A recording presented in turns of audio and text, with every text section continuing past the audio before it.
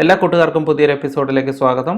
നമ്മളിപ്പോൾ പഠിച്ചുകൊണ്ടിരിക്കുന്നത് chapter 6 data types and operators ആണ്. ഇത് കമ്പ്യൂട്ടർ സയൻസിലെ ചാപ്റ്റർ 6ഉം കമ്പ്യൂട്ടർ ആപ്ലിക്കേഷൻ കൊമേഴ്സിൽ ചാപ്റ്റർ 5ഉമാണ്. അപ്പോൾ കഴിഞ്ഞ എപ്പിസോഡിൽ നമ്മൾ പഠിച്ചത് ഇതിൻ്റെ പാർട്ട് 1 ആണ്. ഇപ്പോൾ നമ്മൾ പഠിക്കാൻ പോകുന്നത് ഇതിൻ്റെ പാർട്ട് 2 ആണ്.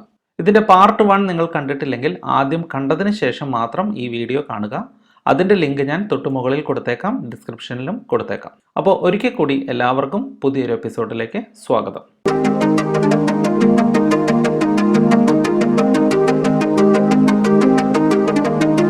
ഞാൻ ഗൂഗിൾ മീറ്റിലൂടെ ഫ്രീ ലൈവ് ക്ലാസ് എടുക്കുന്ന വിവരം നിങ്ങളെ ഏവരും അറിഞ്ഞിട്ടുണ്ടാവുമല്ലോ. പങ്കെടുക്കാൻ താല്പര്യമുള്ള കുട്ടികൾ സ്ക്രീനിൽ കാണുന്ന നമ്പറിൽ നിങ്ങളുടെ ഡീറ്റെയിൽസ് വാട്സാപ്പ് ചെയ്യുക. അപ്പോൾ കഴിഞ്ഞ ക്ലാസ്സിൽ നമ്മൾ പറഞ്ഞു നിർത്തിയത് സൈസ് ഓഫ് ഓപ്പറേറ്ററിൻ്റെ ഉപയോഗത്തെക്കുറിച്ചാണ്. സൈസ് ഓഫ് ഓപ്പറേറ്റർ ഉപയോഗിക്കുന്നത് മെമ്മറി സൈസ് കണ്ടുപിടിക്കാനാണ്. ഇൻറ്റിജറിൻ്റെ സൈസ് കണ്ടുപിടിക്കാൻ സൈസ് ഓഫ് ഇൻറ്റ് എന്ന് എഴുതിയാൽ മതി. അപ്പോൾ 4 ബൈറ്റ് യൂസ് ചെയ്യുന്നു എന്നുള്ളത് നമുക്ക് ഉത്തരം കിട്ടും. അതുപോലെ തന്നെ സൈസ് ഓഫ് ഫ്ലോട്ട് 4 തന്നെയാണ്. സൈസ് ഓഫ് ഡബിൾ 8 ആണ്.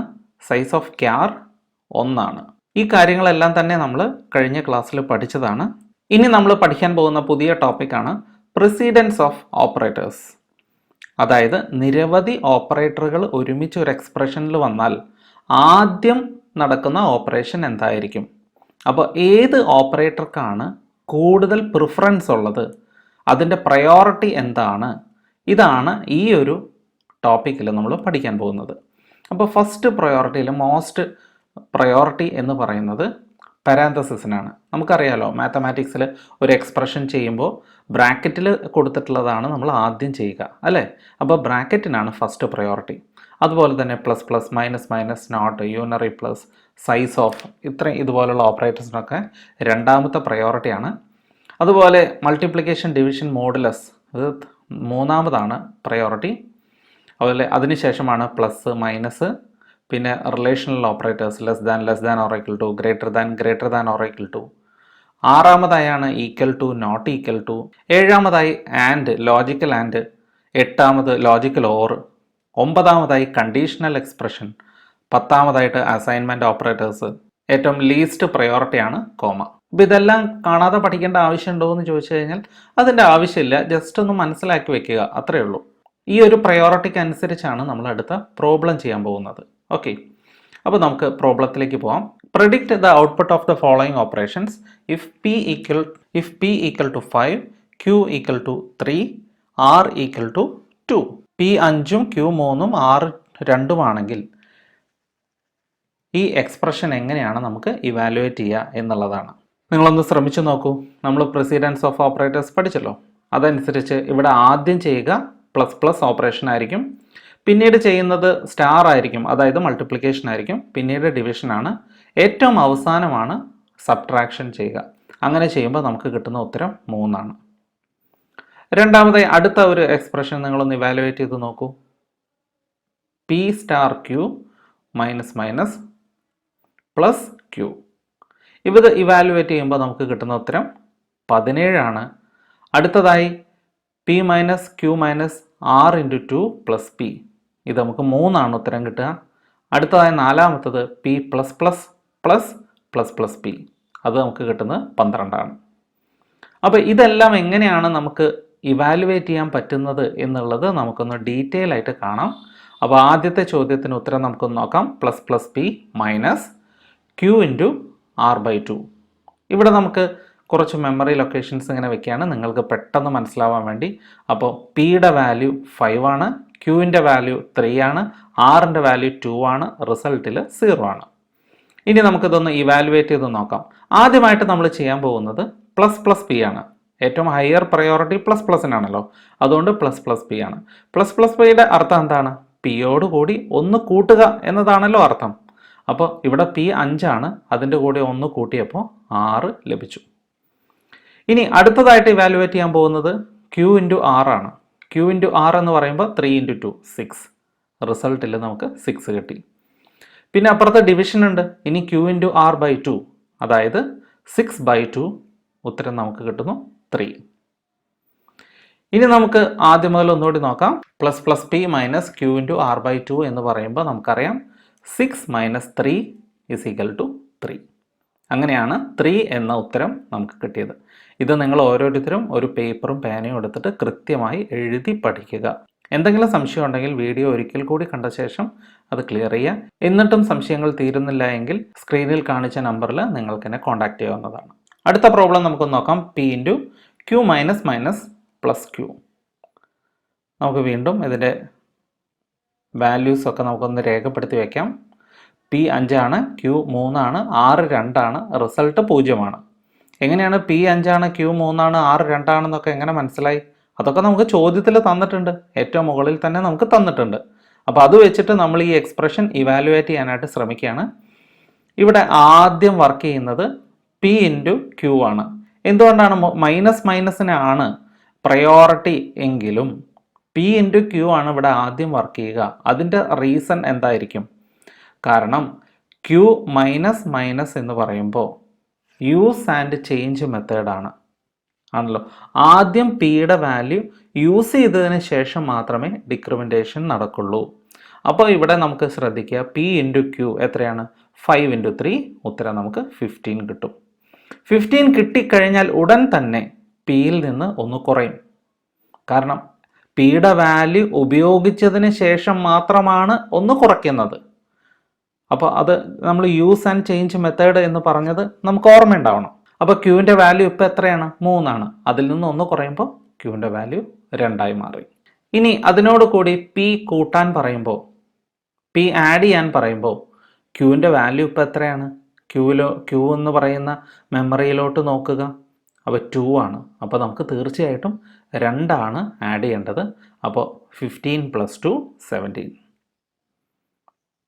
ഇങ്ങനെയാണ് 17 എന്ന ഉത്തരം വന്നത്. അടുത്തതായി നമുക്ക് അടുത്തൊരു എക്സ്പ്രഷൻ നോക്കാം. P minus Q minus R into 2 plus P. ഇവിടെ നമുക്ക് തന്നിട്ടുള്ള വാല്യൂസ് ഒക്കെ ഒന്ന് എഴുതി വയ്ക്കാൻ, കൺഫ്യൂഷൻ ഉണ്ടാവാതിരിക്കാൻ. ഇവിടെ ആദ്യം ചെയ്യേണ്ടത് എന്തായിരിക്കും? ഒരു ഡൗട്ടും ഇല്ല അല്ലേ? അവിടെ മൾട്ടിപ്ലിക്കേഷനാണ് ആദ്യം ചെയ്യേണ്ടി വരിക. R into 2. അപ്പോൾ R ഇൻറ്റു 2 എന്ന് പറയുമ്പോൾ 2 ഇൻറ്റു 2 4. ഇനി നോക്കുമ്പോൾ എല്ലാത്തിനും ഈക്വൽ പ്രയോറിറ്റിയാണ് അല്ലേ? മൈനസിനും പ്ലസിനും ഈക്വൽ പ്രയോറിറ്റിയാണ്. അപ്പോൾ നമ്മൾ ഏറ്റവും ലെഫ്റ്റ് ഹാൻഡ് സൈഡിൽ നിന്നാണ് ചെയ്തു തുടങ്ങുക. അപ്പോൾ ഇനി നമ്മൾ ചെയ്തു തുടങ്ങുക പി മൈനസ് ക്യൂ ആണ്. അപ്പോൾ പി മൈനസ് ക്യൂ എന്ന് പറഞ്ഞാൽ എത്രയാണ്? 5ൽ നിന്ന് 3 കുറയ്ക്കുമ്പോൾ നമുക്ക് 2 ആണ് ഉത്തരം കിട്ടുക. ആ 2ൽ നിന്ന് R ഇൻറ്റു 2 കുറയ്ക്കണം. അപ്പോൾ R ഇൻറ്റു 2 എന്ന് പറയുന്നത് 4 ആണ്. അപ്പോൾ 2ൽ നിന്ന് 4 കുറയ്ക്കുമ്പോൾ നമുക്ക് ഉത്തരം കിട്ടുക -2. ഇനി പറയുന്നു അതിൻ്റെ കൂടെ പ്ലസ് പി കൂട്ടാനായിട്ട് പറയുന്നു. എത്രയാണ് പി എന്ന് നോക്കാം. പി 5 ആണ്. അപ്പോൾ -2 + 5 എന്ന് പറയുമ്പോൾ ഉത്തരം കിട്ടുന്നത് 3 ആണ്. അങ്ങനെയാണ് നമുക്ക് 3 ഉത്തരമായി ലഭിച്ചത്.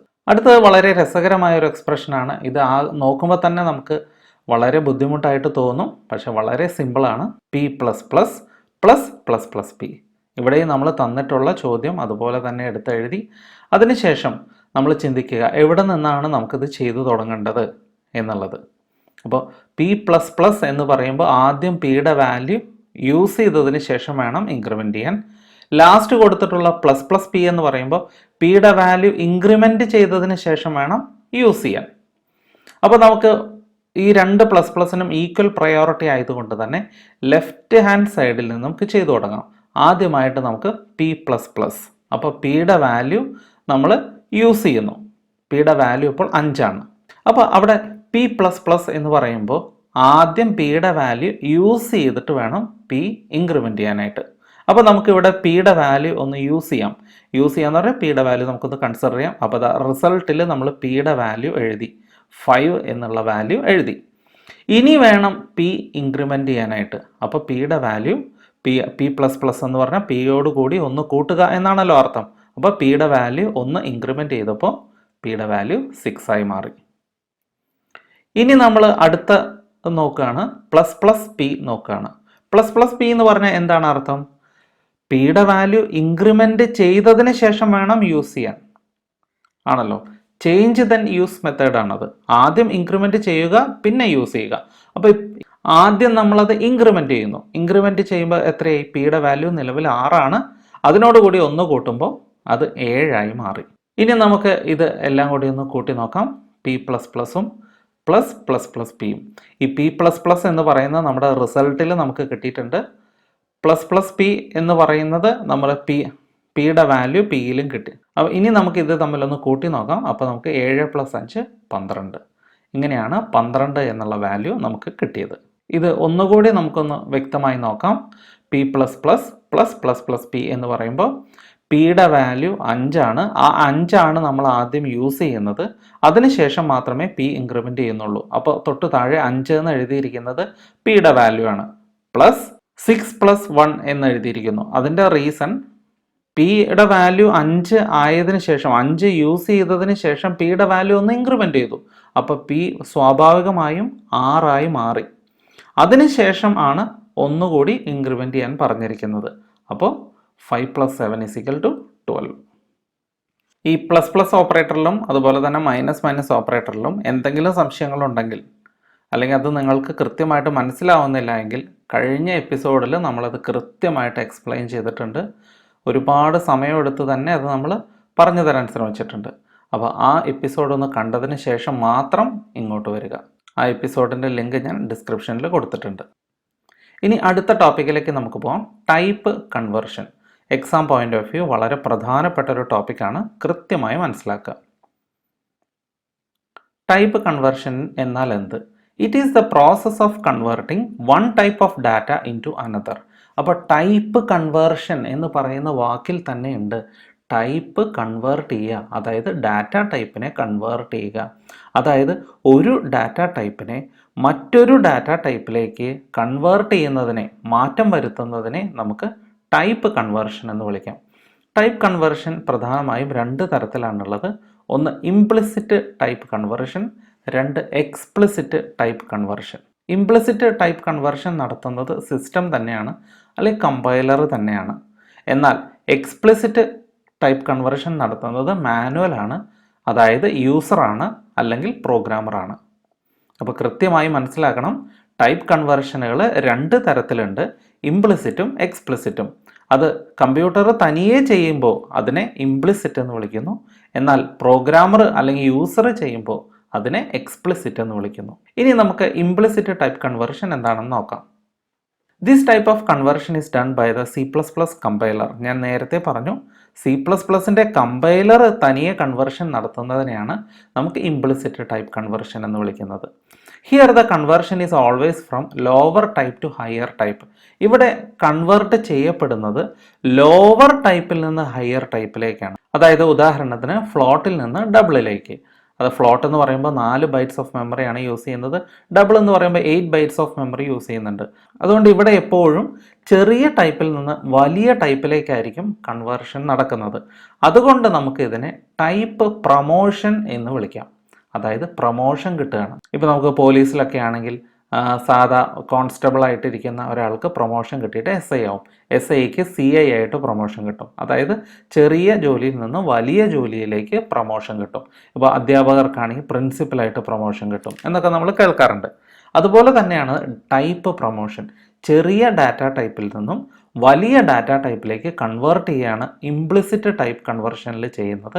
അതുകൊണ്ട് നമ്മൾ അതിനെ വിളിക്കുന്ന മറ്റൊരു പേരാണ് ടൈപ്പ് പ്രൊമോഷൻ. ഇത് എക്സാം പോയിന്റ് ഓഫ് വ്യൂ വളരെ പ്രധാനപ്പെട്ടതാണ്. അതുകൊണ്ട് കൃത്യമായി ഓർത്തു വയ്ക്കുക. അടുത്തതാണ് എക്സ്പ്ലിസിറ്റ് ടൈപ്പ് കൺവേർഷൻ. ഇവിടെ ഞാൻ നേരത്തെ പറഞ്ഞു, കൺവേർഷൻ നടത്തുന്നത് പ്രോഗ്രാമറാണ്. അതുകൊണ്ട് തന്നെ ഏത് ഡാറ്റ ടൈപ്പിൽ നിന്ന് ഏതിലേക്കാണ് മാറ്റേണ്ടതെന്ന് കൃത്യമായി നമ്മളിവിടെ സ്പെസിഫൈ ചെയ്യണം. ഇപ്പോൾ ഉദാഹരണത്തിന് ഫ്ലോട്ട് പി എന്ന് പറയുമ്പോൾ അതിൻ്റെ അർത്ഥം പി എന്ന് പറയുന്ന വേരിയബിളിനെ ഫ്ലോട്ടിലേക്ക് കൺവേർട്ട് ചെയ്യണം എന്നാണ് അതിൻ്റെ അർത്ഥം. ഇതിനെ നമുക്ക് ടൈപ്പ് കാസ്റ്റിംഗ് എന്നും വിളിക്കാം. അപ്പോൾ എക്സ്പ്ലിസിറ്റ് ടൈപ്പ് കൺവേർഷനെ വിളിക്കുന്ന മറ്റൊരു പേരാണ് ടൈപ്പ് കാസ്റ്റിംഗ്. ഇത് വളരെ പ്രധാനപ്പെട്ടതാണ്. തീർച്ചയായിട്ടും നിങ്ങളുടെ നോട്ട്ബുക്കിൽ നോട്ട് ചെയ്ത് വെക്കണം. ടൈപ്പ് പ്രൊമോഷനും ടൈപ്പ് കാസ്റ്റിങ്ങും. അതായത് സിസ്റ്റം തനിയെ കൺവേർട്ട് ചെയ്യുന്നതിനെ ടൈപ്പ് പ്രൊമോഷൻ എന്ന് വിളിക്കുന്നു. പ്രോഗ്രാമർ മാറ്റുന്നതിനെ ടൈപ്പ് കാസ്റ്റിംഗ് എന്നും വിളിക്കുന്നു. ഇനി നമുക്ക് സ്റ്റേറ്റ്മെൻറ്റുകൾ എന്താണെന്ന് നോക്കാം. സ്റ്റേറ്റ്മെൻറ്റുകൾ എന്നാൽ these are the smallest executable unit of A programming language. ഒരു പ്രോഗ്രാമിംഗ് ലാംഗ്വേജ് വർക്ക് ചെയ്യുന്നതിൻ്റെ ഏറ്റവും ചെറിയ എക്സിക്യൂട്ട് ചെയ്യാൻ പറ്റുന്ന ഏറ്റവും ചെറിയ യൂണിറ്റ് ആണ് സ്റ്റേറ്റ്മെൻറ്റ് എന്ന് പറയുന്നത്. ഓരോ സ്റ്റേറ്റ്മെൻറ്റും അവസാനിക്കുന്നത് സെമി കോളൻ ഉപയോഗിച്ചിട്ടാണ്. ഇപ്പോൾ നമ്മൾ സാധാരണ ഒരു സ്റ്റേറ്റ്മെൻറ്റ്, ഒരു വരി, ഒരു വാചകം അവസാനിക്കുന്നത് ഇംഗ്ലീഷിലോ മലയാളത്തിലൊക്കെ ആണെങ്കിൽ കുത്ത് ഉപയോഗിച്ചിട്ടാണ്, അല്ലേ, ഡോട്ട് ഉപയോഗിച്ചിട്ടാണ്. എന്നാൽ C++ൻ്റെ ഒരു വാചകം, ഒരു സ്റ്റേറ്റ്മെൻറ്റ് അവസാനിക്കുന്നത് സെമി കോളൻ ഉപയോഗിച്ചിട്ടാണെന്നുള്ളത് പ്രത്യേകം ഓർക്കുക. ഇനി C++ൽ നിരവധി സ്റ്റേറ്റ്മെൻറ്റുകളുണ്ട്. അവയെക്കുറിച്ചാണ് നമ്മൾ ഡീറ്റെയിൽ ആയിട്ട് പഠിക്കാൻ പോകുന്നത്. Declaration statement, assignment statements, input statements, output statements തുടങ്ങിയവ. ഇനി നമുക്ക് ഡിക്ലറേഷൻ സ്റ്റേറ്റ്മെൻറ്റ് എന്താണെന്ന് നോക്കാം. ഇതിൽ ഏറ്റവും പ്രധാനപ്പെട്ടതാണ് വേരിയബിൾ ഡിക്ലറേഷൻ. ഒരു വേരിയബിളിനെ ഡിക്ലെയർ ചെയ്യാൻ അല്ലെങ്കിൽ ഡിഫൈൻ ചെയ്യാനാണ് വേരിയബിൾ ഡിക്ലറേഷൻ ഉപയോഗിക്കുന്നത്. എന്താണ് വേരിയബിളിനെ ഡിഫൈൻ ചെയ്യുക എന്ന് പറഞ്ഞാൽ? വേരിയബിൾ എന്നാൽ ഒരു മെമ്മറി ലൊക്കേഷന് കൊടുക്കുന്ന പേരാണ് എന്നൊക്കെ നമ്മൾ ഇതിനു മുമ്പ് പഠിച്ചിട്ടുണ്ട്. അപ്പോൾ ഒരു വേരിയബിൾ ഏത് ടൈപ്പാണെന്ന് അത് ഉപയോഗിക്കുന്നതിന് മുമ്പ് നമ്മൾ കമ്പ്യൂട്ടറിനോട് അല്ലെങ്കിൽ കമ്പൈലറിനോട് പറഞ്ഞു കൊടുക്കേണ്ടതുണ്ട്. ഇപ്പോൾ ഫോർ എക്സാമ്പിൾ, എക്സ് എന്ന് പറയുന്ന ഒരു വേരിയബിൾ ഞാൻ യൂസ് ചെയ്യുന്നു. അത് യൂസ് ചെയ്യുന്നതിന് മുമ്പ് ഞാൻ കമ്പൈലറിനോട് പറഞ്ഞു കൊടുക്കണം, ഈ എക്സ് എന്ന് പറയുന്നത് ഇൻറ്റിജർ ആണ്, അല്ലെങ്കിൽ ഫ്ലോട്ട് ആണ്, അല്ലെങ്കിൽ ക്യാരക്ടർ ആണ് എന്ന് പറഞ്ഞു കൊടുക്കണം. അങ്ങനെ പറഞ്ഞു കൊടുക്കുന്നതിനെയാണ് വേരിയബിൾ ഡിക്ലറേഷൻ എന്ന് വിളിക്കുന്നത്. ഇതിൻ്റെ സിൻടാക്സ് നോക്കാം. ഡാറ്റ ടൈപ്പ് ആദ്യം പറയുക, അതിനുശേഷം വേരിയബിളിൻ്റെ പേര് പറയാം. ഉദാഹരണത്തിന് ഇൻറ്റ് എ കോമ ബി. എന്താണ് ഇതിൻ്റെ അർത്ഥം? ഇവിടെ രണ്ട് വേരിയബിളുകൾ ഡിക്ലെയർ ചെയ്തിരിക്കുകയാണ്, എയും ബിയും. ഇതിൽ സൂക്ഷിക്കുന്ന ഡാറ്റകൾ ഏത് ടൈപ്പായിരിക്കും? ഇൻറ്റിജർ ടൈപ്പായിരിക്കും. അതുകൊണ്ടാണ് ഇൻറ്റ് എ കോമ ബി എന്ന് പറയുന്നത്. ഈ സ്റ്റേറ്റ്മെൻറ്റിനെ നമ്മൾ വിളിക്കുന്ന പേരാണ് വേരിയബിൾ ഡിക്ലറേഷൻ. അതുപോലെ തന്നെ ഫ്ലോട്ട് സി. എന്താണ് ഇതിൻ്റെ അർത്ഥം? ഇവിടെ ഒരു വേരിയബിൾ ഡിക്ലെയർ ചെയ്തിരിക്കുകയാണ്. സി എന്ന് പറയുന്ന വേരിയബിൾ ഞാൻ ഈ പ്രോഗ്രാമിൽ ഉപയോഗിക്കുന്നുണ്ട് എന്ന് ഞാൻ പറഞ്ഞിരിക്കുകയാണ്. പക്ഷെ സി എന്ന് പറയുന്ന വേരിയബിളിൽ എന്ത് മാത്രമേ സ്റ്റോർ ചെയ്യാൻ പറ്റുള്ളൂ? ഫ്ലോട്ട് മാത്രമേ സ്റ്റോർ ചെയ്യാൻ പറ്റുള്ളൂ. പോയിന്റ് ഉള്ള സംഖ്യകൾ മാത്രമേ സ്റ്റോർ ചെയ്യാൻ പറ്റുള്ളൂ. അതുകൊണ്ടാണ് ഫ്ലോട്ട് സി എന്ന് പറഞ്ഞിരിക്കുന്നത്. അപ്പോൾ ഇത്തരത്തിൽ എഴുതുന്ന സ്റ്റേറ്റ്മെൻറ്റുകളെ, അതായത് ഒരു വേരിയബിൾ ഉപയോഗിക്കുന്നതിന് മുമ്പ് അത് ഏത് ടൈപ്പ് വേരിയബിൾ ആണെന്ന് നമ്മൾ പറയുന്നതിനെ അല്ലെങ്കിൽ ഡിക്ലെയർ ചെയ്യുന്നതിനെ വിളിക്കുന്ന പേരാണ് വേരിയബിൾ ഡിക്ലറേഷൻ. ഇനി നമുക്കൊരു വേരിയബിൾ ഡിക്ലെയർ ചെയ്യുമ്പോൾ ഉണ്ടാകുന്ന ഒരു വലിയ പ്രശ്നത്തെക്കുറിച്ചൊന്ന് മനസ്സിലാക്കാം. ഇവിടെ നിങ്ങൾ സ്ക്രീനിൽ ശ്രദ്ധിക്കൂ. ഇൻറ്റ് എ എന്ന് പറഞ്ഞിരിക്കുന്നു. അതായത് എ എന്ന് പറയുന്ന വേരിയബിൾ ഇൻറ്റിജർ ആണെന്ന് പറഞ്ഞിരിക്കുന്നു. ഇനി ഇതിൻ്റെ മെമ്മറി ലൊക്കേഷൻ നമുക്കൊന്ന് നോക്കാം. അപ്പോൾ ഇതിനൊരു മെമ്മറി അഡ്രസ്സ് ഉണ്ട്. അത് നമ്മൾ അസ്യൂം ചെയ്യുന്നു 1028 ആണെന്നുള്ളത്. ഇതിൻ്റെ പേര് എ എന്നാണ്. അപ്പോൾ ഇങ്ങനെ ഒരു വേരിയബിൾ നമ്മൾ ഡിക്ലെയർ ചെയ്യുമ്പോൾ ഇതിൻ്റെ ഉള്ളിൽ വാല്യൂസ് എന്തെങ്കിലും ഉണ്ടാവുമോ എന്നാണ് എൻ്റെ ചോദ്യം കൃത്യമായിട്ട് മനസ്സിലാക്കുക. നമ്മളൊരു വേരിയബിൾ ആദ്യമായിട്ട് ഡിക്ലെയർ ചെയ്യാൻ പോവുകയാണ്. എ എന്ന് പറയുന്ന വേരിയബിൾ ഇതിനു മുമ്പ് നമ്മൾ ഉപയോഗിച്ചിട്ടില്ല. ഈ പ്രോഗ്രാമിൽ ആദ്യമായിട്ട് നമ്മൾ ഉപയോഗിക്കാൻ പോവുകയാണ്. ഉപയോഗിക്കുന്നതിന് മുമ്പ് നമ്മൾ ഡിക്ലെയർ ചെയ്തു. അങ്ങനെ ആദ്യമായിട്ടൊരു വേരിയബിൾ ഡിക്ലെയർ ചെയ്യുമ്പോൾ ഒരു മെമ്മറി ലൊക്കേഷൻ അവിടെ ക്രിയേറ്റ് ആയി. ഇതൊക്കെ നമ്മൾ ഇതിനു മുമ്പുള്ള ചാപ്റ്ററുകളിൽ പഠിച്ചതാണ്.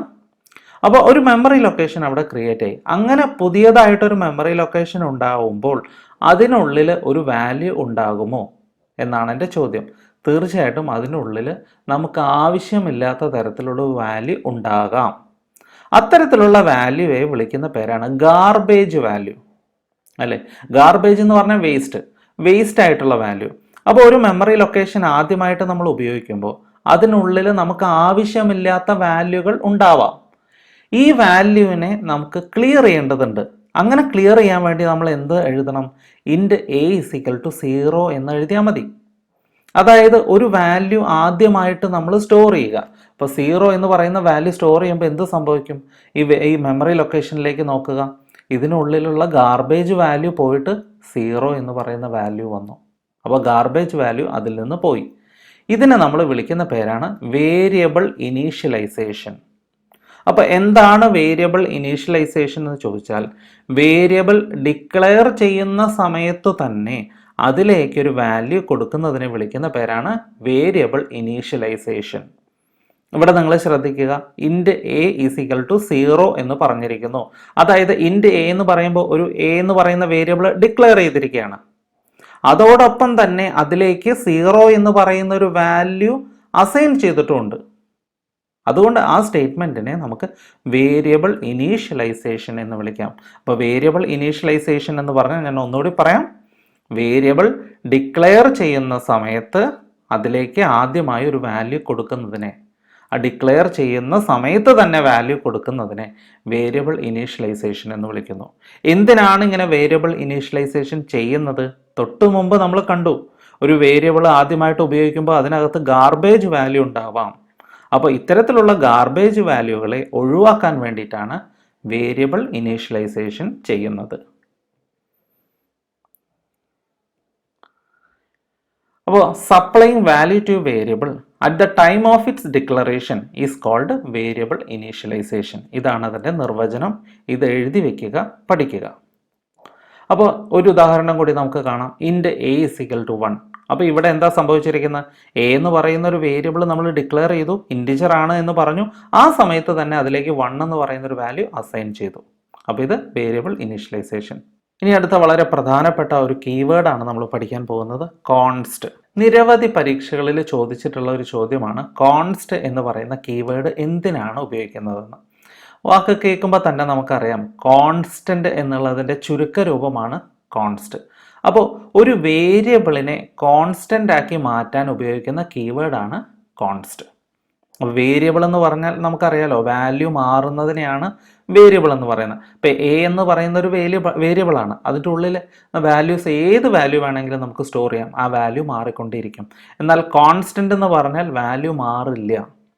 ഇപ്പോൾ ഉദാഹരണത്തിന് പൈ എന്ന് പറഞ്ഞ ഒരു കോൺസ്റ്റന്റ് ആണ് അല്ലേ. പൈയുടെ വാല്യൂ 3.14 ആണെന്ന് നമുക്ക് എല്ലാവർക്കും അറിയാം. ആ വാല്യൂ ഒരിക്കലും മാറില്ല. അപ്പോൾ വാല്യൂ മാറാത്തതാണ് കോൺസ്റ്റന്റ്. അപ്പോൾ ഒരു വേരിയബിളിനെ കോൺസ്റ്റന്റ് ആക്കി മാറ്റണമെങ്കിൽ ഉപയോഗിക്കേണ്ട കീവേഡാണ് കോൺസ്റ്റ്. ഉദാഹരണം നമുക്ക് നോക്കാം.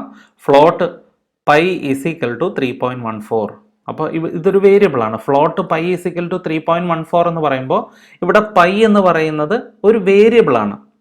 വേരിയബിൾ ആകുമ്പോൾ എന്താ പ്രശ്നം? പ്രോഗ്രാമിൽ ചിലപ്പോൾ ഇതിൻ്റെ വാല്യൂ മാറാം. നമുക്ക് എന്തെങ്കിലും അബദ്ധം പറ്റി വാല്യൂ മാറാം. അപ്പോൾ ഒരിക്കലും ഇതിൻ്റെ വാല്യൂ മാറാതിരിക്കാൻ വേണ്ടിയിട്ട് നമ്മൾ എന്ത് ചെയ്യും? ഈ ഫ്ലോട്ടിന് മുന്നിലായിട്ട് കോൺസ്റ്റ് എന്ന് പറയുന്ന ഒരു കീവേഡ് കൂടി കൊടുക്കും. അപ്പോൾ എന്ത് സംഭവിച്ചു? Const float pi is equal to 3.14 എന്ന് പറയുമ്പോൾ കമ്പൈലറിന് മനസ്സിലായി പൈ എന്ന് പറയുന്നത് ഒരു വേരിയബിൾ അല്ല, കോൺസ്റ്റന്റ് ആണ്. അതിൻ്റെ വാല്യൂ 3.14 ആണ്. ഈ പ്രോഗ്രാമിൽ എവിടെയൊക്കെ എന്തൊക്കെ ചെയ്താലും ഈ വാല്യൂ മാറാൻ പാടില്ല എന്ന് കമ്പ്യൂട്ടറിന് മനസ്സിലായി. അപ്പോൾ കോൺസ്റ്റ് എന്ന് പറയുന്ന കീവേഡ് ഉപയോഗിക്കുന്നത് വേരിയബിളിനെ കോൺസ്റ്റന്റ് ആക്കി മാറ്റാനാണ്. അപ്പോൾ const is also known as access modifier. വളരെ ഇമ്പോർട്ടൻ്റ് ആയിട്ടുള്ളൊരു പേരാണ്. അതാണ് ഞാൻ റെഡിൽ കൊടുത്തിട്ടുള്ളത്. കോൺസ്റ്റിനെ നമ്മൾ ആക്സസ് മോഡിഫയർ എന്നാണ് വിളിക്കുന്നത്. ഇനി നമുക്ക് അസൈൻമെന്റ് സ്റ്റേറ്റ്മെന്റ്സ് നോക്കാം. These are statements used to give value to a variable. ഒരു വേരിയബിളിലേക്ക് വാല്യൂ കൊടുക്കാൻ ഉപയോഗിക്കുന്ന സ്റ്റേറ്റ്മെന്റുകളാണ് അസൈൻമെന്റ് സ്റ്റേറ്റ്മെന്റ്. അതിൻ്റെ സിൻടാക്സ് ആണ് variable is equal to constant. ഉദാഹരണത്തിന് A equal to 5. A equal to 5 എന്ന് പറഞ്ഞാൽ എ 5 ആണ് എന്നല്ല അതിൻ്റെ അർത്ഥം. ഇതിനു മുമ്പ് നമ്മൾ ഇത് പഠിച്ചിട്ടുണ്ട്, നിരവധി പ്രാവശ്യം ഞാനിത് പറഞ്ഞതാണ്. എ ഈക്വൽ ടു 5 എന്ന് പറഞ്ഞാൽ എ എന്ന് പറയുന്ന വേരിയബിളിനകത്തേക്ക് 5 എന്ന് പറയുന്ന വാല്യൂ സ്റ്റോർ ചെയ്യണം എന്നാണ് അർത്ഥം. അത് കൃത്യമായിട്ട് മനസ്സിലാക്കണം. ഈക്വൽ ടുവും തമ്മിലുള്ള ഡിഫറൻസ് ഒക്കെ നമ്മൾ നോക്കിയതാണ്. അപ്പോൾ എ ഈക്വൽ ടു 5 എന്ന് പറഞ്ഞാൽ അതിൻ്റെ അർത്ഥം എയിലേക്ക് 5 സ്റ്റോർ ചെയ്യുക, അസൈൻ ചെയ്യുക എന്നാണ് അർത്ഥം. അതുപോലെ തന്നെ നമുക്ക് ഒരു വേരിയബിളിൻ്റെ വാല്യൂ മറ്റൊരു വേരിയബിളിലേക്ക് അസൈൻ ചെയ്യാൻ പറ്റും. നമുക്ക് എ ഈക്വൽ ടു ബി എന്ന് എഴുതാം. അപ്പോൾ അതിൻ്റെ അർത്ഥം എന്താ? എ എന്ന് പറയുന്ന വേരിയബിളിലേക്ക് ബി എന്ന് പറയുന്ന വേരിയബിളിലെ വാല്യൂ സ്റ്റോർ ചെയ്യുക എന്നാണ് അർത്ഥം. അതുപോലെ തന്നെ variable is equal to expression. ഒരു എക്സ്പ്രഷൻ്റെ വാല്യൂ നമുക്ക് സ്റ്റോർ ചെയ്യാം. ഉദാഹരണത്തിന് sum is equal to A plus B. എന്താണ് അതിൻ്റെ അർത്ഥം? എയും ബിയും കൂട്ടിയ ശേഷം സം എന്ന് പറയുന്ന വേരിയബിളിൽ സ്റ്റോർ ചെയ്യുക എന്നതാണ് അർത്ഥം.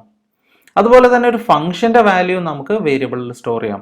ഉദാഹരണത്തിന് A equal to SQRT of 25. SQRT എന്ന് പറയുന്ന ഫംഗ്ഷൻ ഉപയോഗിക്കുന്നത് സ്ക്വയർ റൂട്ട് കണ്ടുപിടിക്കാൻ വേണ്ടിയിട്ടാണ്. അപ്പോൾ സ്ക്വയർ റൂട്ട് കണ്ടുപിടിച്ച ശേഷം അത് എ എന്ന് പറയുന്ന വേരിയബിളിൽ സ്റ്റോർ ചെയ്യുക എന്നതാണ് അർത്ഥം. അപ്പോൾ ഈ 4 രീതിയിൽ നമുക്ക് അസൈൻമെൻറ്റ് സ്റ്റേറ്റ്മെൻറ്റുകൾ ഉപയോഗിക്കാൻ സാധിക്കും. അസൈൻമെൻറ്റ് സ്റ്റേറ്റ്മെൻറ്റ് എന്ന് പറഞ്ഞാൽ എത്രയേ ഉള്ളൂ, ഒരു ഈക്വൽ ടു ഇടുന്ന സ്റ്റേറ്റ്മെൻറ്റുകൾ. അപ്പോൾ ഇതിൻ്റെ അർത്ഥം എന്ന് പറഞ്ഞാൽ എത്രയേ ഉള്ളൂ, വലതുവശത്തുള്ള വാല്യൂവിനെ ഇടതുവശത്തേക്ക് സ്റ്റോർ ചെയ്യുക എന്നതാണ്. അപ്പോൾ നമ്മൾ ഒന്നുകൂടി ഒന്ന് നോക്കിയാൽ മനസ്സിലാവും. എ ഈക്വൽ ടു 5 എന്ന് പറഞ്ഞാൽ 5നെ എയിൽ സ്റ്റോർ ചെയ്തു. എ ഈക്വൽ ടു ബി എന്ന് പറയുമ്പോൾ ബിയിനെ ബിയിലുള്ള വാല്യൂ എയിൽ സ്റ്റോർ ചെയ്തു. അടുത്ത sum is equal to A plus B എന്ന് പറയുമ്പോൾ എയും ബിയും കൂട്ടിയ ശേഷം അത് സമ്മിലേക്ക് സ്റ്റോർ ചെയ്തു. ലാസ്റ്റ് SQRT ഓഫ് 25 എന്ന് പറയുമ്പോൾ സ്ക്വയർ റൂട്ട് കണ്ടുപിടിച്ച ശേഷം അതിനെ എയിൽ സ്റ്റോർ ചെയ്തു. ഇത് വ്യക്തമായെന്ന് കരുതുന്നു. അടുത്തതായി ഇൻപുട്ട് സ്റ്റേറ്റ്മെൻറ്റ്സ്.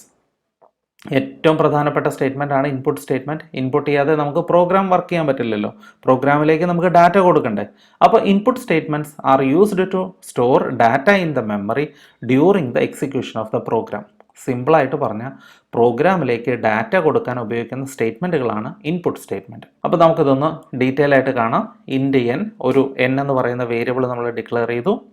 അപ്പോൾ ആ വേരിയബിൾ നമുക്കിവിടെ വലതുവശത്ത് കാണാം, സ്ക്രീനിൻ്റെ വലതുവശത്ത് കാണാം. ഒരു മെമ്മറി സ്പേസ് അവിടെ ഉണ്ടായി. അതിൻ്റെ അഡ്രസ്സ് 3001 ആണെന്ന് നമ്മൾ അസ്യൂം ചെയ്യുന്നു.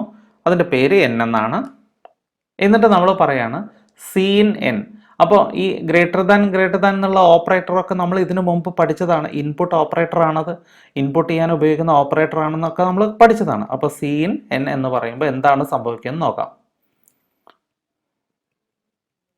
ഇവിടെ നിങ്ങൾ കൃത്യമായിട്ടൊന്ന് മനസ്സിലാക്കുക. ഇവിടെ കീബോർഡിൽ നിന്ന് ഒരു ഡാറ്റ എടുത്തിട്ട് മെമ്മറിയിലേക്ക് കൊണ്ടുപോകുന്ന പ്രോസസ്സാണ് നിങ്ങളിപ്പോൾ സ്ക്രീനിൽ കാണുന്നത്. ഉദാഹരണത്തിന് 8 എന്ന് പറയുന്ന ഒരു ഡിജിറ്റ് എങ്ങനെയാണ് മെമ്മറിയിലേക്ക് പോകുന്നതെന്ന് നോക്കിക്കോളൂ. അപ്പോൾ കീബോർഡിൽ ഞാൻ 8 എന്ന് ടൈപ്പ് ചെയ്യാണ്. ടൈപ്പ് ചെയ്യുമ്പോൾ അത് നേരെ പോകുന്നത് സീൻ എന്ന് പറയുന്ന ഒരു ഒബ്ജക്റ്റിൻ്റെ ഉള്ളിലേക്കാണ്. ആ ഒബ്ജക്റ്റിനെ ഇൻപുട്ട് സ്ട്രീം ഒബ്ജക്റ്റ് എന്നാണ് വിളിക്കുന്നത്. അപ്പോൾ സീൻ എന്ന് പറയുന്ന ഒരു ഒബ്ജക്റ്റിനകത്തേക്കാണ് ഈ 8 എന്ന് പറയുന്ന വാല്യൂ പോകുന്നത്. അവിടെ നിന്നും ഈ ഇൻപുട്ട് ഓപ്പറേറ്റർ എക്സ്ട്രാക്റ്റ് ചെയ്തിട്ട് ആണ് മെമ്മറിയിലേക്ക് കൊടുക്കുന്നത്. അതുകൊണ്ട് ഈ ഇൻപുട്ട് ഓപ്പറേറ്ററിനെ വിളിക്കുന്ന പേരാണ് എക്സ്ട്രാക്ഷൻ ഓപ്പറേറ്റർ അല്ലെങ്കിൽ ഗെറ്റ് ഫ്രം ഓപ്പറേറ്റർ എന്ന്. അപ്പോൾ കീബോർഡിൽ നിന്നുള്ള ഡാറ്റ ആദ്യം എത്തുന്നത് സീനിലാണ്. സീനിൽ നിന്ന് ആണ് ഇൻപുട്ട് ഓപ്പറേറ്റർ അതിനെ എടുത്ത് മെമ്മറിയിലേക്ക് കൊടുക്കുന്നത്. അതുകൊണ്ട് ഇൻപുട്ട് ഓപ്പറേറ്ററിനെ വിളിക്കുന്ന പേരാണ് എക്സ്ട്രാക്ഷൻ ഓപ്പറേറ്റർ അല്ലെങ്കിൽ ഗെറ്റ് ഫ്രം ഓപ്പറേറ്റർ. ഇത് ക്ലിയർ ആയി എന്ന് വിചാരിക്കുന്നു. ഇനി നമുക്ക് ഔട്ട്പുട്ട് സ്റ്റേറ്റ്മെൻറ്റ് നോക്കാം. സ്ക്രീനിൽ റിസൾട്ട് കാണാനായിട്ട് ഉപയോഗിക്കുന്ന സ്റ്റേറ്റ്മെൻ്റ് ആണ് ഔട്ട്പുട്ട് സ്റ്റേറ്റ്മെൻറ്റുകൾ. ഇതിൻ്റെ വർക്കിംഗ് നമുക്കൊന്ന് നോക്കാം. സി ഔട്ട് n എന്ന്, ഈ ലെസ് ദാൻ എന്ന് പറയുന്ന ഓപ്പറേറ്റർ ഔട്ട്പുട്ട് ഓപ്പറേറ്റർ ആണെന്ന് നമ്മൾ പഠിച്ചിട്ടുണ്ട്. ഇനി നമുക്ക് നോക്കാം നേരത്തെ നമ്മൾ കണ്ട മെമ്മറി. അതിന് മെമ്മറി അഡ്രസ്സ് 3001 ആണ്. അതിൽ 8 എന്ന് പറയുന്ന ഒരു വാല്യൂ നമ്മൾ സ്റ്റോർ ചെയ്തു. ആ മെമ്മറിയുടെ പേര് n എന്നാണ്. ഇനി ഇതെങ്ങനെയാണ് സ്ക്രീനിലേക്ക് പോകുന്നതെന്ന് നോക്കാം. അപ്പോൾ മെമ്മറിയിലുള്ള ഒരു ഡാറ്റയെ എടുത്ത് സ്ക്രീനിലേക്ക് ഡിസ്പ്ലേ ചെയ്യാൻ പോവുകയാണ്. അപ്പോൾ അതിനെന്താണ് ചെയ്യുന്നതെന്ന് നമുക്ക് നോക്കാം.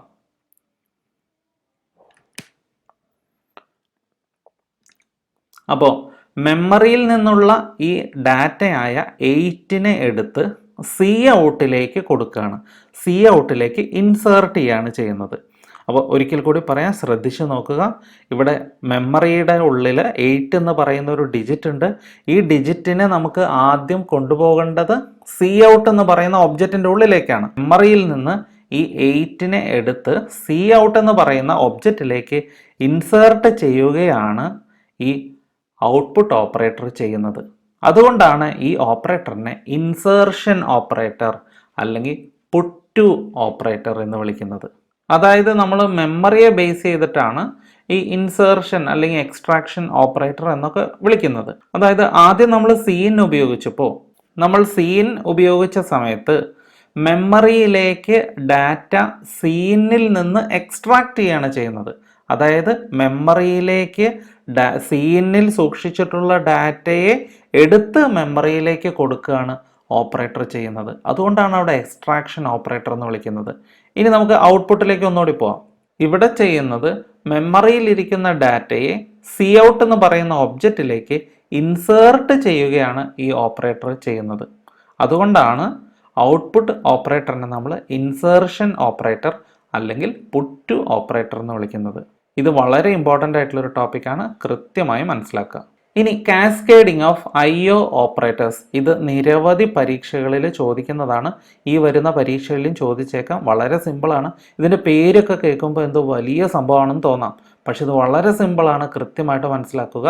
അപ്പോൾ ഇത് മനസ്സിലാക്കാൻ വേണ്ടി ഞാനൊരു എക്സാമ്പിൾ പറയാം. നമ്മൾ XYZ ഈ 3 വേരിയബിളിലേക്ക് ഡാറ്റ റീഡ് ചെയ്യാൻ പോവാണ്. അപ്പോൾ എക്സിലേക്ക് റീഡ് ചെയ്യാൻ വേണ്ടിയിട്ട് നമ്മൾ എന്ത് ചെയ്തു? Cin X. അപ്പോൾ എക്സിലേക്ക് നമുക്ക് ഡാറ്റ റീഡ് ചെയ്യാൻ പറ്റി. ഇനി വൈയിലേക്ക് റീഡ് ചെയ്യാനോ? Cin Y. അപ്പോൾ സെഡിലേക്കോ? Scene Z. എന്നാൽ ഇത് 3 വരിയിൽ ചെയ്യുന്നതിന് പകരം നമുക്ക് ഒരൊറ്റ വരിയിൽ തന്നെ ചെയ്യാൻ പറ്റും. സീൻ എക്സ് വൈ സെഡ് എന്ന് ഒരു വരിയിൽ തന്നെ എഴുതാനായിട്ട് സാധിക്കും. അതുപോലെ തന്നെ നമുക്ക് ഒന്നിലധികം ഔട്ട്പുട്ട് സ്റ്റേറ്റ്മെൻറ്റുകളെ നമുക്ക് ഒരു വരിയിൽ തന്നെ ഇതുപോലെ എഴുതാം. Cout X Y Z എന്ന് എഴുതാം. ഇതിനെയാണ് നമ്മൾ കാസ്കേഡിംഗ് ഓഫ് IO ഓപ്പറേറ്റേഴ്സ് എന്ന് വിളിക്കുന്നത്. അപ്പോൾ നമുക്ക് എന്താണ് കാസ്കേഡിംഗ് ഓഫ് IO ഓപ്പറേറ്റേഴ്സ് എന്ന് നോക്കാം. The multiple use of input or output operators in a single statement is called cascading of IO operators. ഒന്നിലധികം ഇൻപുട്ട് ഓപ്പറേറ്ററുകളോ അല്ലെങ്കിൽ ഒന്നിലധികം ഔട്ട്പുട്ട് ഓപ്പറേറ്ററുകളോ ഒരൊറ്റ വരിയിൽ തന്നെ ഉപയോഗിക്കുന്നതിനെ കാസ്കേഡിംഗ് ഓഫ് IO ഓപ്പറേറ്റേഴ്സ് എന്ന് വിളിക്കുന്നു. ഇത് വ്യക്തമായി എന്ന് കരുതുന്നു. അടുത്ത ടോപ്പിക്കാണ് comments. Comments are statements which are ignored by the compiler. നമ്മൾ പ്രോഗ്രാം എഴുതുമ്പോൾ പ്രോഗ്രാമിലെ എല്ലാ വരികളും കമ്പൈലർ കൺസിഡർ ചെയ്യും, കമ്പ്യൂട്ടർ കൺസിഡർ ചെയ്യും. എന്നാൽ കമ്പ്യൂട്ടർ അല്ലെങ്കിൽ കമ്പൈലർ കൺസിഡർ ചെയ്യാത്ത സ്റ്റേറ്റ്മെൻറ്റുകളാണ് കമൻറ്റുകൾ എന്ന് വിളിക്കുന്നത്. അപ്പോൾ എന്തിനാ അങ്ങനെ വർക്ക് ചെയ്യാത്ത സ്റ്റേറ്റ്മെൻറ്റുകൾ എഴുതുന്നത്? ഇത് യൂസർക്കുള്ള ഇൻഫർമേഷനുകളാണ് ഇവിടെ ഉൾപ്പെടുത്തുന്നത്. അതായത് ഒരു സ്റ്റേറ്റ്മെൻറ്റ് എന്തിനാണ് എഴുതിയിരിക്കുന്നത്, ഇത്തരത്തിലുള്ള ഇൻഫർമേഷനുകൾക്ക് വേണ്ടിയിട്ടാണ് കമൻറ്റുകൾ എഴുതുന്നത്. കമൻറ്റുകൾ പ്രധാനമായും 2 തരത്തിലാണുള്ളത്. സിംഗിൾ ലൈൻ കമൻറ്റും മൾട്ടി ലൈൻ കമൻറ്റും. അതായത് ഒരു വരിയിൽ എഴുതുന്ന കമൻറ്റും ഒന്നിലധികം വരികളിൽ എഴുതുന്ന കമൻറ്റും. ഇനി സിംഗിൾ ലൈൻ കമൻറ്റ്സിനെ കുറിച്ച് നമുക്കൊന്ന് നോക്കാം. ദ ക്യാരക്ടർ 2 സ്ലാഷസ് 2 സ്ലാഷുകൾ അടുപ്പിച്ചിട്ട് കഴിഞ്ഞാൽ അത് സിംഗിൾ ലൈൻ കമൻറ്റായി മാറും. അപ്പോൾ the character 2 സ്ലാഷസ് is used to write single line comments. The text appearing after 2 slashes in a line is treated as a comment. ഇത് നമുക്ക് ഉദാഹരണം നോക്കുമ്പോൾ കുറച്ചുകൂടി വ്യക്തമാവും. ഇനി മൾട്ടി ലൈൻ കമൻറ്റ്സ് നമുക്ക് നോക്കാം. മൾട്ടി ലൈൻ കമൻറ്റ് എന്ന് പറഞ്ഞാൽ ഒന്നിലധികം വരികളെ നമുക്ക് ഒരുമിച്ച് കമൻ്റ് ആക്കാൻ സാധിക്കും. അതിനു വേണ്ടി നമ്മൾ എവിടെയാണോ കമൻ്റ് ആരംഭിക്കുന്നത് അവിടെ /* എന്ന് കൊടുക്കണം. എവിടെയാണോ കമൻ്റ് അവസാനിക്കുന്നത് അവിടെ */ എന്ന് കൊടുക്കണം. അപ്പോൾ anything within /* and */ is treated as comments. These type of comments can take any number of lines. എത്ര വരികൾ വേണമെങ്കിലും ഒരുമിച്ച് നമുക്ക് കമൻറ്റുകളാക്കാൻ സാധിക്കും. ഇനി നമുക്കൊരു ഉദാഹരണത്തിലൂടെ ഈ സിംഗിൾ ലൈൻ കമൻറ്റും മൾട്ടി ലൈൻ കമൻറ്റും എന്തൊക്കെയാണെന്നൊന്ന് മനസ്സിലാക്കാം. ഇതൊരു ചെറിയ പ്രോഗ്രാമാണ്. ഇതുവരെ നമ്മൾ പ്രോഗ്രാമൊന്നും എഴുതാത്തത് കൊണ്ട് നിങ്ങൾക്ക് ചിലപ്പോൾ കൺഫ്യൂഷൻ തോന്നാം. എങ്കിലും ഞാൻ പറയുന്ന കാര്യങ്ങൾ മാത്രം ഒന്ന് കൺസിഡർ ചെയ്താൽ മതി. ഈ പ്രോഗ്രാം നോക്കുമ്പോൾ ഇവിടെ ഇൻറ്റ് നം എന്ന് കൊടുത്തിട്ടുണ്ട്. ഇൻറ്റ് നം. അപ്പോൾ ഇത് എന്തിനാണ് ഈ വരി കൊടുത്തിട്ടുള്ളത്? നമ്മൾ പഠിച്ചു അല്ലേ, variable declaration. This is variable declaration എന്ന് നമ്മൾ എഴുതി വയ്ക്കുകയാണ്. എന്തിനാണ് ഇങ്ങനെ എഴുതി വയ്ക്കുന്നത്? പിന്നീട് പ്രോഗ്രാമർക്ക് മനസ്സിലാവാൻ വേണ്ടിയിട്ടാണ്, അല്ലെങ്കിൽ കൺഫ്യൂഷൻ തോന്നാതിരിക്കാൻ വേണ്ടിയിട്ടാണ്. ഇപ്പോൾ വേരിയബിൾ ഡിക്ലറേഷനൊക്കെ കണ്ടു കഴിഞ്ഞാൽ നമുക്ക് പെട്ടെന്ന് മനസ്സിലാവും. വലിയ വലിയ കാര്യങ്ങളൊക്കെ ആണെങ്കിൽ, വളരെ കോംപ്ലക്സ് സ്റ്റേറ്റ്മെൻറ്റുകളൊക്കെ ആണെങ്കിൽ നമുക്ക് മനസ്സിലാവില്ല. അപ്പോൾ ഇങ്ങനെ എഴുതി വെക്കണം. എഴുതി വെച്ചിട്ട് നമ്മൾ കമ്പയർ ചെയ്യാൻ നോക്കിക്കഴിഞ്ഞാൽ അവിടെ എറർ വരും. കാരണം ഈ ഒരു സെൻറ്റൻസ് C++ൻ്റെ ഗ്രാമർ അനുസരിച്ചുള്ള സെൻറ്റൻസ് അല്ല. അതുകൊണ്ട് നമ്മൾ എന്ത് ചെയ്യണം? ഈ സെൻറ്റൻസ് വർക്ക് ചെയ്യരുത്. വർക്ക് ചെയ്യാതിരിക്കാൻ വേണ്ടിയിട്ട് അതിൻ്റെ മുന്നിൽ 2/ ഇങ്ങനെ ഇട്ടാൽ മതി. അപ്പോൾ ഈ സെൻറ്റൻസ് പിന്നെ വർക്ക് ചെയ്യില്ല. അപ്പോൾ ഇത് കമൻ്റായി മാറി. ഇനി കമ്പയർ ചെയ്ത് കഴിഞ്ഞാൽ എറർ വരില്ല. അപ്പോൾ ഒരു സ്റ്റേറ്റ്മെൻറ്റ് വർക്ക് ചെയ്യാതിരിക്കണമെങ്കിൽ അതിനെ കമൻ്റ് ആക്കിയാൽ മതി. അപ്പോൾ എന്തിനാണ് കമൻറ്റുകൾ ഉണ്ടാക്കുന്നതെന്ന് ചോദിച്ചാൽ അത് യൂസർ ഇൻഫർമേഷന് വേണ്ടിയിട്ടാണ്, യൂസറിന് ഡോക്യുമെൻറ്റേഷന് വേണ്ടിയിട്ടാണ്. നമ്മൾ ഡോക്യുമെൻറ്റേഷൻ എന്ന് പറയുന്ന പാഠത്തിൽ പഠിച്ചിരുന്നു. ഇൻറ്റേർണൽ ഡോക്യുമെൻറ്റേഷൻ, എക്സ്റ്റേണൽ ഡോക്യുമെൻറ്റേഷൻ എന്നൊക്കെ പറഞ്ഞ് പഠിച്ചിരുന്നു. അതിൽ ഇൻറ്റേർണൽ ഡോക്യുമെൻറ്റേഷനിൽ വരുന്നതാണ് കമൻറ്റുകൾ. അപ്പോൾ ഒരു വരി, നമുക്ക് ഏത് വരി വേണമെങ്കിലും നമുക്ക് ഇങ്ങനെ കമൻറ്റുകളാക്കാം. ഏത് വരിയുടെ മുന്നിലും ഈ 2/ പ്ലേസ് ചെയ്ത് കഴിഞ്ഞാൽ ഇത് കമൻ്റായി മാറും. ഇതാണ് സിംഗിൾ ലൈൻ കമൻ്റ് എന്ന് പറയുന്നത്. ഇനി മൾട്ടി ലൈൻ കമൻ്റ് എന്താണെന്ന് നമുക്ക് നോക്കാം. ഇപ്പോൾ ഉദാഹരണത്തിന് ഇവിടെ മുതൽ ഇവിടം വരെ കമൻ്റ് ആക്കണം എന്ന് വിചാരിക്കുക. അങ്ങനെയാണെങ്കിൽ ഇവിടെ നിന്ന് നമ്മൾ സ്റ്റാർട്ട് ചെയ്യാണ്. എവിടെയാണോ കമൻ്റ് തുടങ്ങേണ്ടത് അവിടെ /* എന്ന് കൊടുക്കുന്നു. എവിടെയാണോ കമൻ്റ് അവസാനിപ്പിക്കേണ്ടത് അവിടെ */ എന്നും കൊടുക്കുന്നു. ഓക്കെ, ഇതിനെയാണ് നമ്മൾ മൾട്ടി ലൈൻ കമൻറ്റുകൾ എന്ന് വിളിക്കുന്നത്. അതായത് ഒന്നിലധികം വരികളെ ഒരുമിച്ച് കമൻറ്റുകളാക്കണമെങ്കിൽ കമൻറ്റ് എവിടെയാണോ തുടങ്ങേണ്ടത് അവിടെ /* എന്ന് കൊടുക്കുക. എവിടെയാണോ അവസാനിപ്പിക്കേണ്ടത് അവിടെ */ എന്നും കൊടുക്കുക. ഇത് വ്യക്തമായെന്ന് കരുതുന്നു. അങ്ങനെ നമ്മൾ ഈ ചാപ്റ്ററിൻ്റെ അവസാന ഭാഗത്തേക്ക് എത്തി. Structure of C++. ഒരു C++ പ്രോഗ്രാമിൻ്റെ സ്ട്രക്ചർ എന്താണ്, എങ്ങനെയാണ് ഒരു പ്രോഗ്രാം എഴുതുക എന്ന് നോക്കാം. നിങ്ങൾ ഏത് C++ പ്രോഗ്രാം എഴുതുന്നുണ്ടെങ്കിലും അതിൻ്റെ ആദ്യത്തെ 3 വരി സെയിം ആണ്. #include IOStream using namespace std into main bracket open ചെയ്യാം. ഇത്രയും കാര്യങ്ങൾ എല്ലാ പ്രോഗ്രാമിനും സെയിം ആണ്. അതിനുശേഷമാണ് നമ്മൾ പ്രോഗ്രാം സ്റ്റേറ്റ്മെൻറ്റ്സ് എഴുതി വയ്ക്കുക. ഓരോ പ്രോഗ്രാം സ്റ്റേറ്റ്മെൻറ്റ് കഴിയുമ്പോഴും സെമിക്കോളൻ ഇടാൻ മറക്കരുത്. പ്രോഗ്രാം അവസാനിക്കുമ്പോൾ റിട്ടേൺ 0 എന്നും കൊടുക്കണം. എല്ലാ പ്രോഗ്രാമിനും അത് കോമൺ ആണ്. റിട്ടേൺ 0 എന്നാണ് പ്രോഗ്രാം അവസാനിപ്പിക്കുക. അതിന് പ്രോഗ്രാം അവസാനിച്ചതായിട്ടുള്ള കേളി ബ്രാക്കറ്റ് കൂടി കൊടുക്കുന്നു. ഇനി ഓരോ വരികളും എന്തിനാണ് നമ്മൾ എഴുതുന്നതെന്ന് ഡീറ്റെയിൽ ആയിട്ട് മനസ്സിലാക്കാൻ പോവുകയാണ്. അപ്പോൾ ആദ്യത്തെ വരി തന്നെ നോക്കാം. #include IOStream. പ്രത്യേകിച്ച് ഇവിടെ ശ്രദ്ധിക്കേണ്ട ഒരു കാര്യം, ഈ സ്റ്റേറ്റ്മെൻറ്റ് ഇവിടെ അവസാനിക്കുന്നില്ല. ഇതിന് തൊട്ട് താഴെ മാത്രമേ അവസാനിക്കുന്നുള്ളൂ. അതുകൊണ്ടാണ് അവിടെ സെമിക്കോളൻ ഇടാത്തത്. #include IOStream using namespace std കഴിഞ്ഞിട്ടാണ് സെമിക്കോളൻ ഇട്ടിരിക്കുന്നത്. അപ്പം #include IOStream കഴിഞ്ഞിട്ട് സെമിക്കോളൻ ഇല്ല എന്നുള്ളതൊന്ന് മനസ്സിലാക്കുക. അപ്പോൾ #include IOStream എന്നാൽ എന്താണ്? അത് ഹെഡർ ഫയലാണ്. ഹെഡർ ഫയൽ എന്നാണ് അറിയപ്പെടുന്നത്. ഇതിനെ പ്രീ പ്രോസസ്സർ ഡയറക്റ്റീവ് എന്നുകൂടി വിളിക്കുന്നു. അതായത് പ്രോഗ്രാം പ്രോസസ്സ് ചെയ്യുന്നതിന് മുമ്പ് തന്നെ പ്രവർത്തിക്കുന്ന ഫയലുകളാണത് ഹെഡർ ഫയൽ. എന്താണ് #include IOStream കൊണ്ട് അർത്ഥമാക്കുന്നത്? IOStream എന്ന് പറഞ്ഞിട്ട് ഒരു ഹെഡർ ഫയൽ, ഒരു സിസ്റ്റം ഫയൽ ഉണ്ട്, C++നകത്തുണ്ട്. ആ ഫയൽ ഈ പ്രോഗ്രാമിൽ ഇൻക്ലൂഡ് ചെയ്യണം എന്നാണ് പറഞ്ഞിരിക്കുന്നത്. അപ്പോൾ # കാണുമ്പോൾ തന്നെ നമുക്കറിയാം അതൊരു പ്രീ പ്രോസസ്സർ ഡയറക്റ്റീവ് ആണ്. അപ്പോൾ #include ഈ പ്രോഗ്രാമിൽ ഇൻക്ലൂഡ് ചെയ്യണം. എന്താണ് ഇൻക്ലൂഡ് ചെയ്യേണ്ടത്? IOStream എന്ന് പറയുന്ന ഒരു ഫയൽ, ഒരു ഹെഡർ ഫയൽ ഇതിൽ ഇൻക്ലൂഡ് ചെയ്യണം. ഇനി എന്തിനാണ് അത് ഇൻക്ലൂഡ് ചെയ്യുന്നതെന്ന് പറയാം. അടുത്ത ലൈൻ ഒന്ന് നോക്കാം. Using namespace std. std എന്ന് പറഞ്ഞ സ്റ്റാൻഡേർഡ് എന്നാണ്. അപ്പോൾ യൂസിങ് നെയിംസ്പേസ് എന്ന് പറഞ്ഞ ഒരു സെക്ഷൻ, ഒരു വലിയ ടെക്സ്റ്റ് ബുക്കൊക്കെ ആകുമ്പോൾ അതിൽ ഒരുപാട് ഹെഡിങ്ങും സബ് ഹെഡിങ്ങുകളൊക്കെ ഉണ്ടാവുമല്ലോ. അപ്പോൾ ഈ IOStream എന്ന് പറയുന്ന വലിയ ഫയലിനകത്ത് ഒരുപാട് സെക്ഷനുകളുണ്ട്. അതിൽ ഒരു സെക്ഷനാണ് ഈ സ്റ്റാൻഡേർഡ് എന്ന് പറയുന്ന സെക്ഷൻ. ഓക്കെ, അപ്പോൾ അതിനുള്ളിലുള്ള സെക്ഷനുകളെ വിളിക്കുന്ന പേരാണ് ഈ നെയിം സ്പേസ് എന്ന്. അപ്പോൾ IOStream എന്ന് പറയുന്ന ഫയലിനുള്ളിലുള്ള സ്റ്റാൻഡേർഡ് എന്ന് പറയുന്ന നെയിം സ്പേസ്, അതായത് സ്റ്റാൻഡേർഡ് എന്ന് പറയുന്ന സെക്ഷൻ ഇവിടെ ഉപയോഗിക്കുന്നു എന്നാണ് പറയുന്നത്. അപ്പോൾ എന്തിനാണ് ഈ IOStreamഉം സ്റ്റാൻഡേർഡും ഉപയോഗിക്കുന്നതെന്ന് ചോദിച്ചു കഴിഞ്ഞാൽ, നമ്മളൊരു പ്രോഗ്രാം എഴുതുമ്പോൾ പ്രോഗ്രാം ഇൻപുട്ട് ചെയ്യാനായിട്ട് cin ഉപയോഗിക്കാറുണ്ട്, നമ്മൾ പഠിച്ചു. പ്രോഗ്രാം ഔട്ട്പുട്ട് ചെയ്യാനായിട്ട് നമ്മൾ cout ഉപയോഗിക്കാറുണ്ട്. എന്താണ് ഈ cinഉം coutഉം? അത് ഡിഫൈൻ ചെയ്ത് വെച്ചിരിക്കുന്നത് ഈ ഫയലിനകത്താണ്. അതായത് ചുരുക്കി പറഞ്ഞാൽ ഇൻപുട്ട് ചെയ്യാനുള്ള cin എന്ന് പറയുന്ന ഒബ്ജക്റ്റും ഔട്ട്പുട്ട് ചെയ്യാനുള്ള cout എന്ന് പറയുന്ന ഒബ്ജക്റ്റും എന്താണ് എന്നുള്ളത് ഡിഫൈൻ ചെയ്ത് വെച്ചിരിക്കുന്നത്, എഴുതി വെച്ചിരിക്കുന്നത് IOStream എന്ന് പറയുന്ന ഫയലിനകത്തെ സ്റ്റാൻഡേർഡ് എന്ന് പറയുന്ന നെയിം സ്പേസിനുള്ളിലാണ്. അതായത് സ്റ്റാൻഡേർഡ് എന്ന് പറയുന്ന സെക്ഷന് ഉള്ളിലാണ്. അതുകൊണ്ട് ഈ പ്രോഗ്രാമിൽ ഇവ രണ്ടും ഇൻക്ലൂഡ് ചെയ്യണം. അതായത് IOStream എന്ന് പറയുന്ന ഫയൽ ഇൻക്ലൂഡ് ചെയ്യണം, അതുപോലെ തന്നെ സ്റ്റാൻഡേർഡ് എന്ന് പറയുന്ന നെയിം സ്പേസ് ഇവിടെ ഉപയോഗിക്കുകയും വേണം. ഇത് കൃത്യമായി എന്ന് വിചാരിക്കുന്നു. അപ്പോൾ ഇതിൽ കൃത്യമായി പറഞ്ഞിട്ടുണ്ട്, cout and cin are written in the name space called standard. Standard എന്ന് പറയുന്ന നെയിം സ്പേസിനകത്താണ് സി ഔട്ടും സി ഇന്നും എഴുതി വെച്ചിരിക്കുന്നതെന്ന് കൃത്യമായിട്ട് പറയുന്നുണ്ട്. ഇനി അടുത്ത വരി എന്താണെന്ന് നോക്കാം.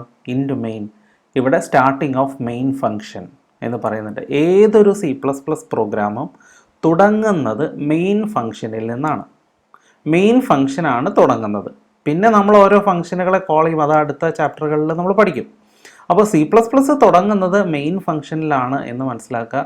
അതാണ് ഇൻറ്റു മെയിൻ എന്ന് പറയുന്നത്. പിന്നീട് വരുന്ന സ്റ്റേറ്റ്മെൻറ്റുകളാണ് പ്രോഗ്രാം സ്റ്റേറ്റ്മെൻറ്റുകളാണ്. പ്രോഗ്രാം അവസാനിച്ച് കഴിയുമ്പോൾ നമ്മൾ റിട്ടേൺ 0 എന്ന് എഴുതും. അത് എന്തിനാണെന്ന് ചോദിച്ചാൽ പ്രോഗ്രാം കൃത്യമായി വർക്ക് ചെയ്തു എന്ന് ഓപ്പറേറ്റിംഗ് സിസ്റ്റത്തിന് ഒരു ഇൻറ്റിമേഷൻ കൊടുക്കുന്നതാണ്. 0 റിട്ടേൺ ചെയ്യാനാണ് പറഞ്ഞിരിക്കുന്നത്. ആർക്കാണ് റിട്ടേൺ ചെയ്യേണ്ടത്? ഓപ്പറേറ്റിംഗ് സിസ്റ്റത്തിനാണ് റിട്ടേൺ ചെയ്യേണ്ടത്. ഓപ്പറേറ്റിംഗ് സിസ്റ്റത്തിന് 0 കിട്ടിക്കഴിയുമ്പോൾ എന്ത് മനസ്സിലായി? ആ പ്രോഗ്രാം കൃത്യമായിട്ട് പ്രവർത്തിച്ചു എന്ന് മനസ്സിലായി. അങ്ങനെ പ്രോഗ്രാം അവസാനിച്ചു. Main program ends. അപ്പോൾ ഇതാണ് സ്ട്രക്ചർ ഓഫ് C++ എന്ന് പറയുന്നത്. അപ്പോൾ ഹാഷ് ഇൻക്ലൂഡ് IO സ്ട്രീമിൽ തുടങ്ങി using name space STD into main bracket open ചെയ്തു പ്രോഗ്രാമുകൾ എഴുതുന്നു. അതുപോലെ റിട്ടേൺ 0 ലാസ്റ്റ് എഴുതുന്നു, ബ്രാക്കറ്റ് ക്ലോസ് ചെയ്യുന്നു. ഇതാണ് സ്ട്രക്ചർ ഓഫ് C++. അപ്പോൾ അടുത്ത ക്ലാസ് മുതൽ നമ്മൾ പ്രോഗ്രാമുകൾ എഴുതി തുടങ്ങാൻ പോവുകയാണ്. അതിന് മുൻപായിട്ട് ഈ ഹെഡർ ഫയലും നെയിം സ്പേസും നിങ്ങൾക്ക് ക്ലിയർ ആവാൻ വേണ്ടി ഞാനൊരു കുട്ടി വീഡിയോ കൂടി ചെയ്യുന്നുണ്ട്. അത് നിങ്ങൾ നിർബന്ധമായിട്ട് കാണണം. കാരണം അതിനകത്ത് ഞാൻ ഹെഡർ ഫയലുകൾ ഉണ്ടാക്കി കാണിക്കുന്നുണ്ട്, നെയിം സ്പേസൊക്കെ ഉണ്ടാക്കി കാണിക്കുന്നുണ്ട്. നമുക്ക് നമ്മുടെ പേരിൽ ഹെഡർ ഫയൽ ഉണ്ടാക്കാൻ പറ്റും, നെയിം സ്പേസ് ഉണ്ടാക്കാൻ പറ്റും. അതെങ്ങനെയാണെന്നൊക്കെ ഞാൻ കാണിച്ചു തരാം. അപ്പോൾ ഹാഷ് ഇൻക്ലൂഡ് IO സ്ട്രീമിന് പകരം എനിക്ക് എൻ്റെ പേര് കൊടുക്കാം. ഹാഷ് ഇൻക്ലൂഡ് നവീൻ എന്ന് കൊടുക്കാം. ഇപ്പോൾ അല്ലെങ്കിൽ ഹാഷ് ഇൻക്ലൂഡ് കിഷോർ എന്ന് കൊടുക്കാം. അതുപോലെ യൂസിങ് നെയിം സ്പേസ് STDക്ക് പകരം എൻ്റെ പേര് വേണമെങ്കിൽ എനിക്ക് കൊടുക്കാം. യൂസിങ് നെയിം സ്പേസ് നവീൻ എന്ന് പറഞ്ഞു കൊടുക്കാം. അപ്പോൾ അത് ഞാൻ നിങ്ങളെ കാണിച്ചു തരാം. അടുത്തൊരു ചെറിയൊരു വീഡിയോ ആണ്, അത് നിങ്ങൾ കാണണം. അപ്പോൾ നിങ്ങൾക്ക് ഈ ഒരു ഏരിയ, അതായത് ഈ ഹെഡർ ഫയൽ നെയിം സ്പേസ് എന്നുള്ള ആ ഒരു ഏരിയ നിങ്ങൾക്ക് ക്ലിയർ ആവും. അപ്പോൾ ഇനി നമുക്ക് ഒരല്പം സാമ്പിൾ ചോദ്യങ്ങൾ പരിശോധിക്കാം. ഈ ചോദ്യങ്ങൾ ഈ ചാപ്റ്ററിലെ മൊത്തത്തിലുള്ള ചോദ്യങ്ങളാണ്. അതായത് കഴിഞ്ഞ വീഡിയോയിലെയും ഈ വീഡിയോയിലും ഉൾപ്പെടുത്തിയിട്ടുള്ള ചോദ്യങ്ങളാണ്. അപ്പോൾ ഇത് നിങ്ങൾ കൃത്യമായിട്ട് ഇത് നോട്ട്ബുക്കിലേക്ക് എഴുതിയെടുക്കുക. എന്നിട്ട് അതിൻ്റെ ഉത്തരങ്ങൾ കണ്ടെത്തുക. ഏതെങ്കിലും ഉത്തരങ്ങൾക്ക് സംശയം തോന്നുകയാണെങ്കിൽ, മനസ്സിലാവുന്നില്ലെങ്കിൽ നിങ്ങൾക്ക് വീഡിയോ വീണ്ടും കാണാവുന്നതാണ്. എന്നിട്ട് രക്ഷയില്ലെങ്കിൽ എന്നെ വിളിക്കുക, ഞാൻ ഹെൽപ്പ് ചെയ്യാം. അപ്പോൾ ആദ്യത്തെ ചോദ്യം പറയുന്നത് what are data types? List all data types in C++. കഴിഞ്ഞ വീഡിയോയിൽ അത് കൃത്യമായിട്ട് പറയുന്നുണ്ട്, കാണാൻ ശ്രമിക്കുക. What is A constant? Constant എന്നാൽ എന്ത്? മൂന്നാമത്തെ ചോദ്യം വാട്ട് ഈസ് ടൈപ്പ് കാസ്റ്റിംഗ്? അത് നമ്മൾ ഈ വീഡിയോയിൽ തന്നെ കൃത്യമായിട്ട് അത് പറഞ്ഞിട്ടുണ്ട്. നാലാമത്തെ ചോദ്യം name the header file to be included to use cin and cout in programs. നമ്മളിപ്പോൾ പറഞ്ഞു കഴിഞ്ഞതേ ഉള്ളൂ. സീനും സി ഔട്ടും ഉപയോഗിക്കണമെങ്കിൽ ഏത് ഹെഡർ ഫയലാണ് പ്രോഗ്രാമിൽ ഇൻക്ലൂഡ് ചെയ്യേണ്ടത്? അഞ്ചാമത്തെ ചോദ്യം what is the input operator and output operator called? Input ഓപ്പറേറ്ററിനെയും ഔട്ട്പുട്ട് ഓപ്പറേറ്ററിനെയും വിളിക്കുന്ന പേര് എന്താണെന്നാണ് ചോദിച്ചിരിക്കുന്നത്. അത് വളരെ വിശദമായിട്ട് തന്നെ നമ്മൾ നോക്കിയിരുന്നു. ആറാമത്തെ ചോദ്യം what will be the result of A equal to 5/3 if A is float and int? A float ആണെങ്കിൽ ഇതിൻ്റെ ഉത്തരം എന്തായിരിക്കും? A ഇൻറ്റ് ആണെങ്കിൽ ഇതിൻ്റെ ഉത്തരം എന്തായിരിക്കും? കണ്ടെത്തുക. അടുത്ത ഏഴാമത്തെ ചോദ്യം നമ്മൾ കഴിഞ്ഞ വീഡിയോയിൽ കുറേ നോക്കിയതാണത്. What will be the value of P equals P+++++I if I is 22 and P equal to 3? ഇതിൻ്റെ ഉത്തരം കിട്ടുന്നുണ്ടോ എന്ന് നോക്കുക, ഇല്ലെങ്കിൽ ഞാൻ ഹെൽപ്പ് ചെയ്യാം.